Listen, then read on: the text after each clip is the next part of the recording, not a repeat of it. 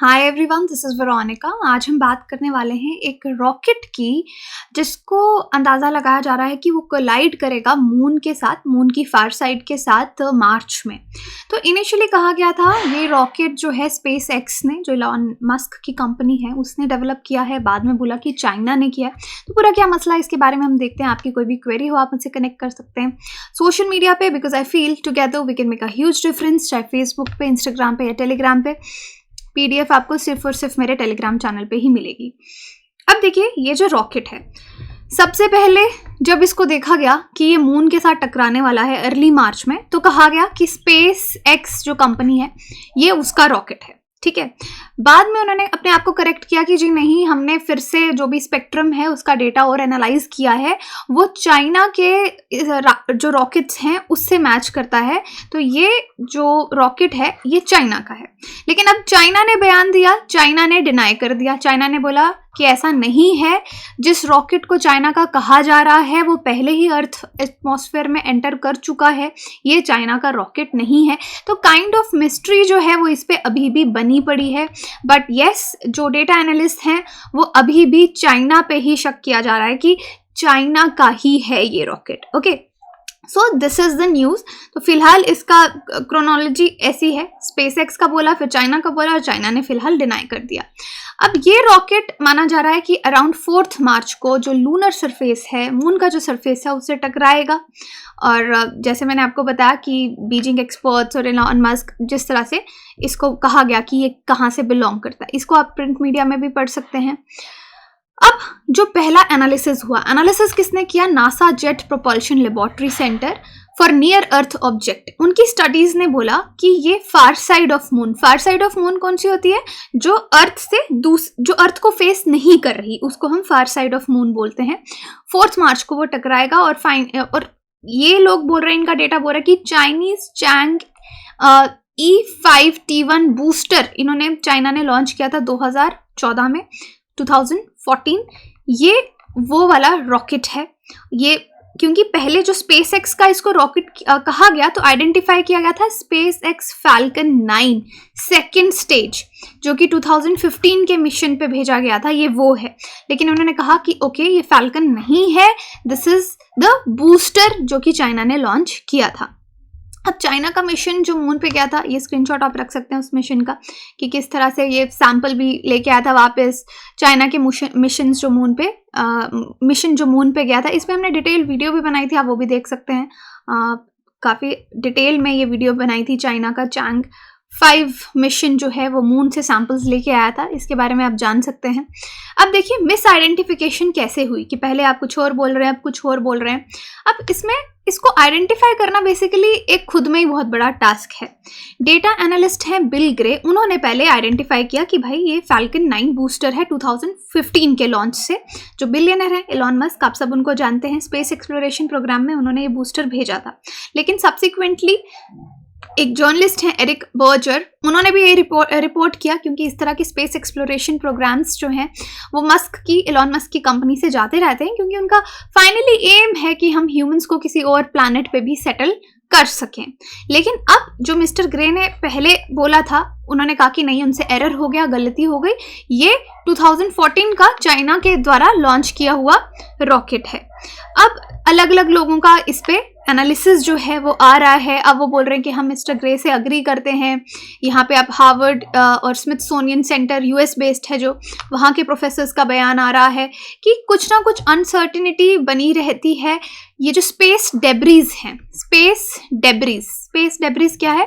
Debris हम कूड़े कचरे को बोलते हैं। अब स्पेस में भी डेब्रीज हैं। किस तरह की डेब्रीज? जो इतने सारे सैटेलाइट्स, ह्यूमन मेड सैटेलाइट्स हैं, रॉकेट्स हैं, जो हम एटमॉस्फेयर में भेजते हैं, सॉरी नॉट इन एटमॉस्फेयर, हम स्पेस में भेजते हैं। वो स्पेस में अपना काम कुछ सालों तक करते हैं, उसके बाद वो वेस्ट है। अब जो वेस्ट स्पेस में इकट्ठा हो रखा है उसको हम स्पेस डेब्रिस कहते हैं।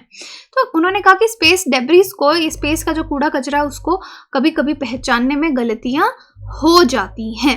अब इस रीज़न क्या है इस मिस्टेक का? तो यही अनसर्टिनिटी को रीज़न दिया गया है कि हम कुछ वॉलंटियर्स पे ही डिपेंड करते हैं इस इंफॉर्मेशन को लेकर, जिनके पास जब टाइम होता है वो डेब्रीज को ट्रैक करते हैं कि कौन कहाँ पे टकरा रहा है या कौन से ऑर्बिट में है, क्या कर रहा है। यूजुअली लिमिटेड स्कोप है क्रॉस चेकिंग का, क्रॉस चेक करने का कोई बहुत ज़्यादा अलग से इसके लिए इन्होंने स्पेस डेब्रिस को मैनेज करने के लिए कोई ऑर्गेनाइजेशन नहीं है जो पुख्ता सबूत या आइडेंटिफिकेशन के तरीके बता सके। अब बेसिकली जो भी ऑब्जेक्ट अर्थ के पास होते हैं, अर्थ के पास आने वाले होते हैं, उनको ट्रैक किया जाता है। उनको ट्रैक करता है यूएस मिलिट्री स्पेस फोर्स। लेकिन और भी जो इस तरह का वेस्ट मटेरियल है, जंक मटेरियल है further deep in the orbit, उसको ऑब्जर्व नहीं किया जाता। अब यूरोपियन स्पेस एजेंसी ने भी इस पे कमेंट किया है कि अभी भी इवॉल्व कर रहे हैं तरीके कि किस तरह से इस डेब्रिस को ट्रैक किया जाए, स्पेस ट्रैकिंग की जाए और डेटा जो है वो लाया जाए और शेयर किया जाए ऑपरेटर्स के बीच में। लेकिन अभी इस पे काम चल रहा है। कोई बहुत ज़्यादा अच्छा टेक्नोलॉजी इनके पास कहीं पे भी नहीं, जो अच्छा टेक्नोलॉजी है वो इस पे अभी नहीं है। तो फैल्कन 9 का बूस्टर कहा गया था। फैल्कन 9 क्या है? First orbital class rocket capable of reflight. Anyway, ये तो ये नहीं है। फैल्कन 9 एक रीयूजेबल 2 स्टेज रॉकेट डिजाइन है। स्पेस एक्स ने इसको बनाया है सेफ ट्रांसपोर्ट ऑफ पीपल के लिए, क्योंकि उनका मेन एम ये है कि लोगों को हम बाहर भेज पाएं। तो उस तरह का ये एक एक्सपेरिमेंट था। अब हम बात करते हैं स्पेस जंक की, जो मैंने आपको आइडिया दिया कि स्पेस डेब्रिस, जो स्पेस वेस्ट मटेरियल पड़ा है, कोई भी मशीनरी का पार्ट या डेब्रिस जो ह्यूमन स्पेस में छोड़ के आते हैं, हम उसको स्पेस जंक या स्पेस डेब्रिस बोलते हैं। इसमें आपकी डेड सैटेलाइट्स आ जाती हैं, कोई फेल हुआ एक्सपेरिमेंट है वो आ जाता है, उसकी मशीनरी आ जाती है, कोई मिशन फेल हो गया, राइट। तो उस तरह के रॉकेट्स जो रह जाते हैं, अब स्पेस में बहुत इकट्ठे हो चुका है इस तरह का material. Human made junk moon पे भी हमने छोड़ा है, वहां पे भी पड़ा रहता है। अब कितना जंक है अगर हम बोलें स्पेस में, तो आप मान लीजिए अभी 2000 एक्टिव सैटेलाइट्स हैं जो अर्थ के आगे पीछे घूम रही हैं, अर्थ को ऑर्बिट कर रही हैं एट द मोमेंट। लेकिन 2000 एक्टिव हैं, अराउंड 3000 डेड वंस भी हैं जिनका कोई काम नहीं है और वो स्पेस में वेस्ट की तरह पड़े हैं। 3000 डेड वंस, ओके। तो ये सब स्पेस जंक है। 34,000 पीसेस हैं स्पेस जंक के। कुछ छोटे पीसीज हैं, some are bigger than 10 centimetre in size. Millions of smaller species हैं जो कि डिजास्टर्स हो सकते हैं अगर ये कभी किसी चीज से टकराएंगे। तो बहुत ज्यादा स्पेस जंक जो है वो अब स्पेस में है। अब देखिए यहाँ पे नंबर्स दे रखे हैं। 2000 मैंने आपको एक्टिव सैटेलाइट्स बताई जो अभी भी घूम रही हैं। 3000 डेड सैटेलाइट्स हैं अर्थ ऑर्बिट। 34,000 छोटे छोटे स्पेस जंक के पीसेस हैं which are larger than 10 centimetre. 128 million pieces हैं स्पेस जंक के जो 1 मिलीमीटर से ज्यादा हैं। 1 in 10,000 का रिस्क रहता है कोलिजन का, कि डेब्रीज जो हैं ये टकरा सकती हैं। और 25 डेब्रीज जो हैं वो अगर आप देखेंगे कि हम कोई मिशन भेज रहे हैं या इंटरनेशनल स्पेस स्टेशन है उससे टकरा सकती हैं, आपने कोई मिशन भेजा, रॉकेट भेजा, उससे टकरा सकती हैं। तो ये सब खतरा जो है वो बना रहता है। तो क्या हम इस स्पेस जंक को क्लियर कर सकते हैं?